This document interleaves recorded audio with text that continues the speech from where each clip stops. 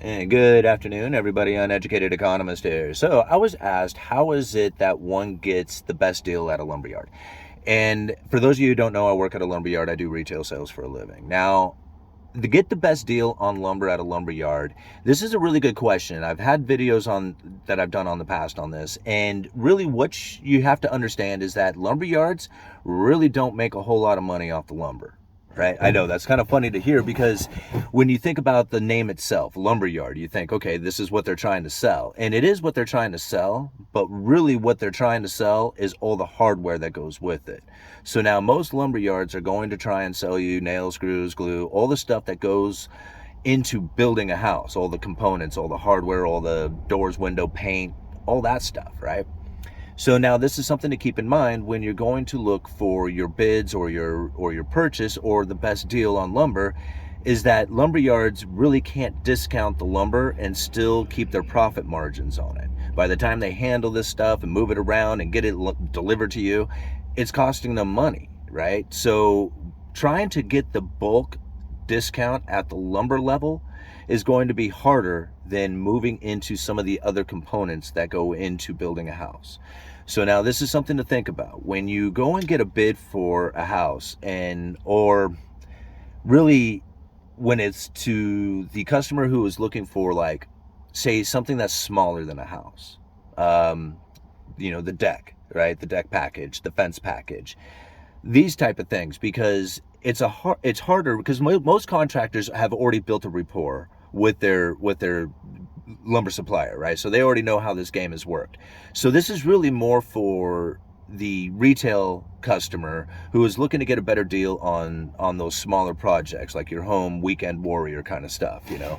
And so now what you really want to do is get your components together, like make your list of materials, right? Have your, what they refer to as a takeoff. So you have your plans of what you want to do. You don't want to take your plans and say, hey, I got like this idea, and you draw it out on like a little piece of paper and hand it to the lumber guy and say, hey, can you design me a deck? Right? I mean, they can do that. There are programs that they can do that, and there are some lumber yards that have it set up right there at the counter that you can just plug right in all the different sizes to the deck, and it'll come up with a list of materials. Now, that's good for, like, say, like getting a good idea of how much material you're going to need for those projects.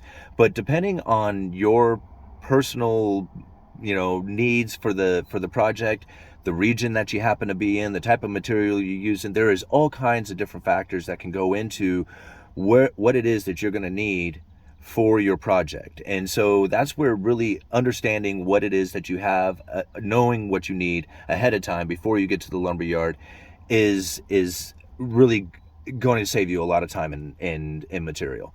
So that's kind of like a good component to the beginning, is to be understanding of the material it is that you need. Like, a lot of times I will have customers who will come in and say, how much is your composite decking? Right? Just straight up a question like that. This is very difficult for a salesperson to answer, because number one, there is like a lot of composite deckings out there, and depending on what it is that the customer's needs are, can really change what it is that you are going to offer the customer and how much they are going to pay. I mean, composite decking can go anywhere from $2 a foot up to $8-9 a foot, depending on what it is that you're getting. And so that's like a big difference inside of 1,000 square foot deck. I mean, that's a huge difference.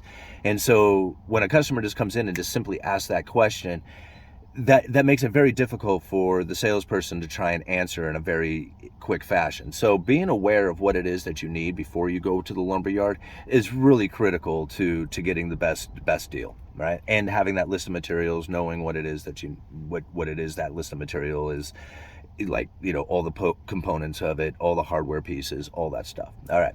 So being aware of your own project, right? Number one. Number two, when you go to the lumberyard, go there and learn everybody's name. This should actually be the first step, right? But go and learn everybody's name, right? When you go in there, if you can call them by name, they're going to appreciate that, and they're going to remember you, right?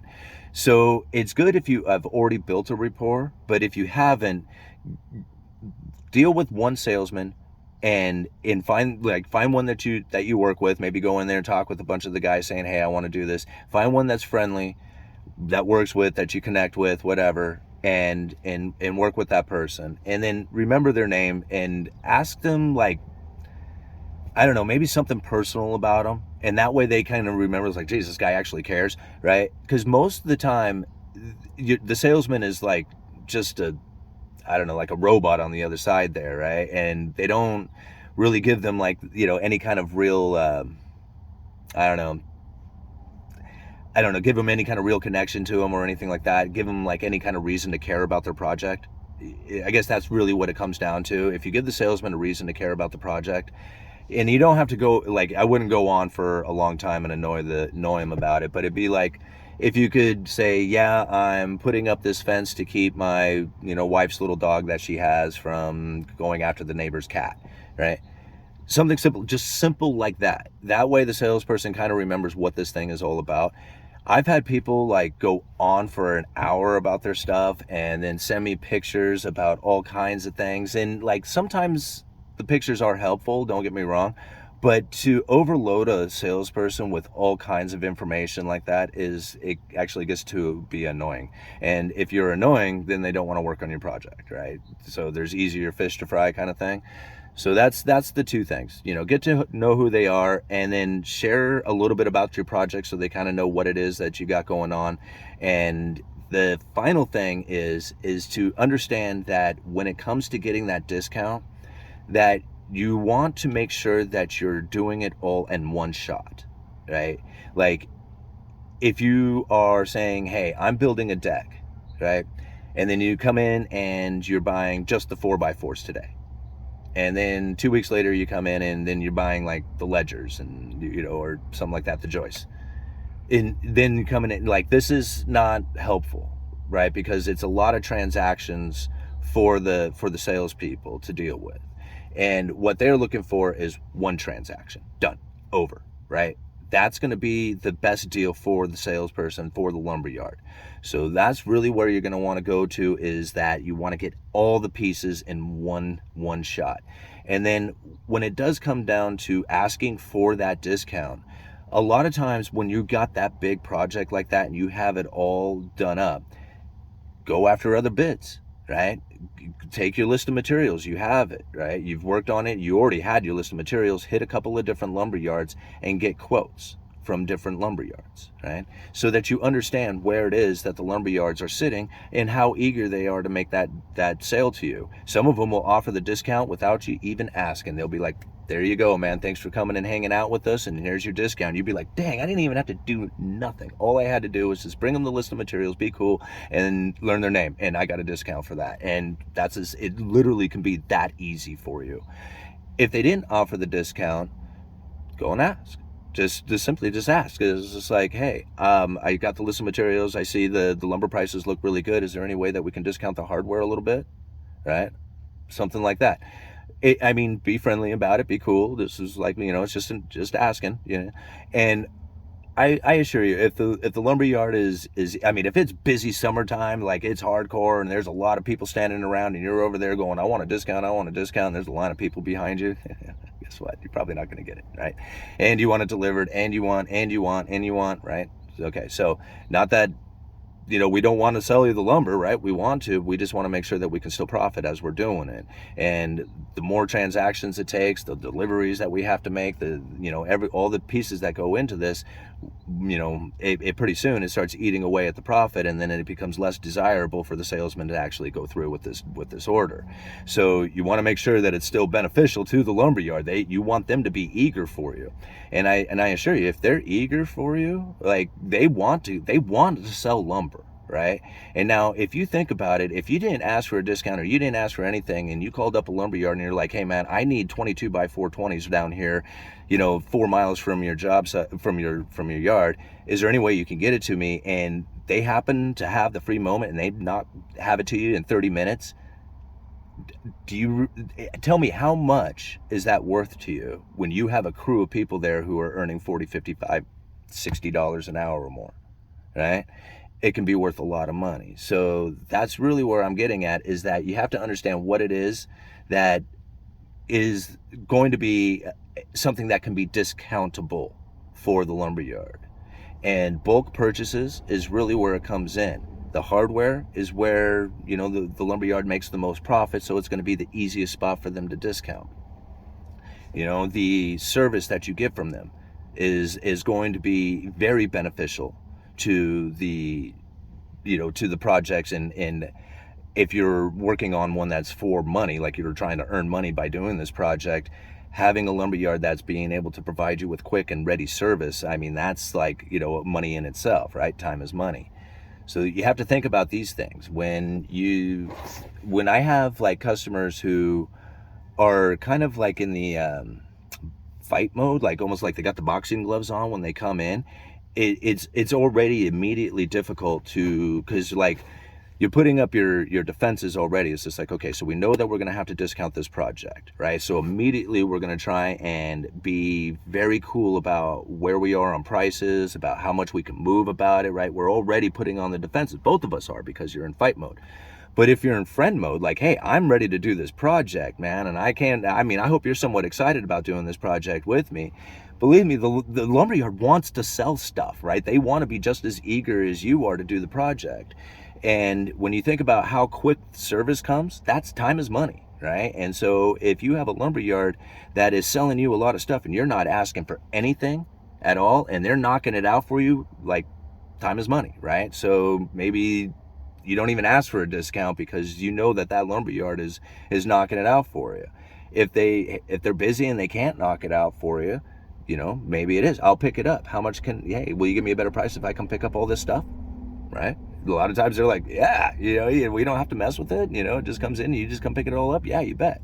So think about what it is that the lumberyard is doing to try and make a profit, how it is that you can help the lumberyard out, what it is that, can make sure that the lumberyard is going to be like, into your project, like care about your project. These are the ways that you get the best deal on lumber. And the more you do it, the more you do these type of projects, the better rapport you get, the better the service comes, the more discounts you get. You get offers like, hey man, these windows came in that were misordered, you need a discount window or something like that. You start hearing about these type of things, and that's like the important part. I see a lot of times, like, I think that's like probably the key to it. Like going in, again, like I said, with like the boxing gloves on, like I am going to get a discount no matter what, and I'm going to be like, well, you match these guys and you should, or something like, in that kind of attitude. It'll become very difficult because the lumberyard, like I said, doesn't make a lot of money off the lumber. They have to deliver, it's bulk, there's forklifts, there's trucks, there's lots of orders, there's lots of things that are happening there. And so the easier you make it on them, the easier they're going to make it on you, and the best, and the better service and the better prices and everything else is going to come to you as well. So that's what I have to offer as far as getting the best deal at the lumberyard. Timing it. This is another question that somebody else had. It was just like, I don't get it when you talk about how when lumberyards move prices, like, I forget how they phrased the question, but ultimately they were confused about why it is that a lumberyard would adjust their prices the way they do. And I guess what it is, it comes down to competition, right? It comes down to competition and the price that you have paid for it. And a lot of people who are in the industry, they get it right away. Like, if you go and buy, okay, comparing it to silver, like when you go and buy silver from a dealer, generally when you go to the silver dealer, he's going to look up on the computer, or she, and they're going to look up on the computer and they're going to be like, okay, spot price is $24, right? $24.23. We're going to mark it up, the premium, whatever they charge, they're $5 or whatever it is. And then that's what you pay, right? I mean, and so like before you go into the silver dealer, you're looking at the price of silver spot price before you go in, because you know exactly what you're going to want to pay going in. Now, lumberyards are different because lumberyards, depending on what kind of lumberyard you're going to, like if you're going to one of the giant box stores or if you're going to the local lumberyard. These are two very different types of stores that are selling the exact same product, right? But they're not quite the same style or fashion. They don't do the same type of purchases. So when you have like the big box stores, these guys are making giant purchases, like purchases on massive scale. And so when they buy these giant purchases, they get the best deal. And then they distribute that throughout the rest of their stores. Okay. When you have like local lumber yards and you're buying like individual units or maybe truckloads from the mill, you're not getting the bigger bulk deals with it. Now, you do have the advantage of having buying groups, right? So you join in with the buying group who makes these giant purchases like the, like the Home Depot or the big box stores. Well, I don't want to use their names, but you know who I mean. Like, okay, so you get into these buying groups that can make these type of purchases. Okay. So now you have access to somewhat similar prices as these guys do. However, they have a lot of it and you get a little bit, right? Because you're just putting a little bit in your local lumber yard. These guys have a lot in their warehouses and their distribution networks. So now as the prices move, right, and the distribution network is flowing, the prices for the local lumber yard is really quick. Right? So they're very close to what we refer to as the spot price or the spot month. There is not really a spot price for lumber. So you got like the spot month, which is the next current contract that is due, and they're due every 2 months. So that would be what would be considered like the spot price. But that's not even really the spot price, because spot price would be cash, right? The cash price or print. And this is very interesting because what that is really a bunch of lumber mills who have prices that they are selling their lumber for, right? They got their futures that they sold, whatever, price bids. They got contracts just like everybody else, and they have their lumber that they're selling that you call them up and like, hey, how much can I get a truckload of lumber for? They'll give you a price. Now, there are people who do the analytics for this, right? You have the big group out there, Random Lengths, and then my friend Keta, right, who I like to, she's not really my friend, but she's somebody that I've talked with many times, and we know her on the channel here from Madison's Lumber Report. And now what they do is they compile all this information and then put out what they refer to as print, which is like spot price, right? But there's no real spot price to it. There's like regions, style, whether you're buying, premium 2x4 Standard and Better KD, or you're buying 2x4 Standard and Better green dimension. It's just like there's a lot of different types of lumber out there, and it doesn't exactly like, come down to like, hey, you can look at it on your phone and here's the price. It just doesn't work like that. So you have to call all the lumber yards, right, to figure out where it is that they're at, what inventory they happen to have right now. Okay, what are they selling that for? Because what they can do is sell that lumber very quickly. Like, it only takes 4 or 5 house packages and that lumberyard can be wiped out and they have new lumber already moved back into the lumberyard, right? It can move that fast. It's just very quick turnovers. And so you might call up one week and be like, hey, how much are you selling this for? And then 3 days later call up and you realize that there has been a huge jump in price. Or call up and find that there's been a huge drop in price like we're experiencing right now. For example, we had 2x4 selling for $4.50 or so yesterday. Today they're just under $3.50. So like I keep telling people, now is your time. If you got projects, go and start getting your bids, start talking to the lumber yards. They're getting cheap lumber in right now. And I can't imagine it lasting, okay? Because what's going to end up happening is that some of these lumber yards are going to have higher turnover than others. As the people are starting to recognize that the projects are getting cheaper to do, they're going to start buying that lumber. As that turnover starts to happen, the inventory is going to start depleting, okay? The mills are curtailing development. We have reported on this many times. There is a backup of lumber, and that's why the prices are coming down. There's not a lot of projects happening. Residential is in the toilet. These are the reasons. You got to think about what's happening here. So when you go out there and you're buying up all this lumber, it's going to be a short-lived situation. Can you find better prices going in? Sure. Could it happen? Yeah, but they're not producing, so how long will that last, right? Or there's less of them producing. I shouldn't say they're not producing. There's curtailments happening, and that's what I should just kind of leave it at. There's still production taking place. I see the lumber trucks running down the road. So this is another thing to consider. So as the prices are going down, right, They're sitting on expensive inventory, right? And that is very difficult for the lumberyard to discount, right? I mean, what'll end up happening is that as the other lumberyards start to roll over and start bringing in cheaper and cheaper inventory, the competition just pushes it too much, and then the other ones who have not discounted enough start bleeding, right? And they have to discount and discount and discount, and so it's just better to just take the shot early, right? Take the bad medicine early, start, discounting that stuff right away and get a best price for it you can, considering how expensive it was. I mean, you think about it, we had half-inch CDX plywood selling for $80 a sheet. Today it's at $25.